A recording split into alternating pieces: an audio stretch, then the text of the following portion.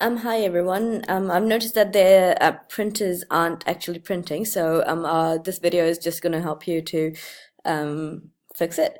So if you go down to System Preferences over here, and then click on Printers and Scanners, see all these printers that I've got a red dot. That means they aren't working. So what you'll need to do is click on each of the printers that aren't working and delete them, like this.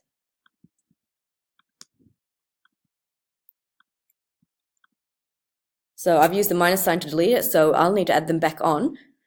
So I'll need to click on the plus sign. It'll take you to this screen. Now the only ones that you want to add are the ones that have at server 01 on them. So this is the office printer, the resource room, where did it go?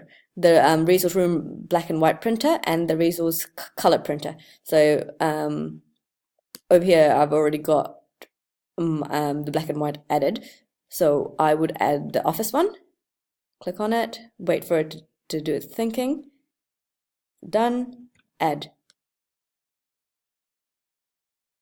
Go back there again, add printer or scanner, and I've got the resource and I've got the office, so I need the resource room colored printer, and again it's the one with the server 01 on it. Where is it? Keeps on jumping. Yep, it's doing its thinking again. Add. And now that you've got all three added here, you want to go to your default printer. You want it to be printer resource black and white, server 01. Yep, that's it. And just do a test print and see if it works.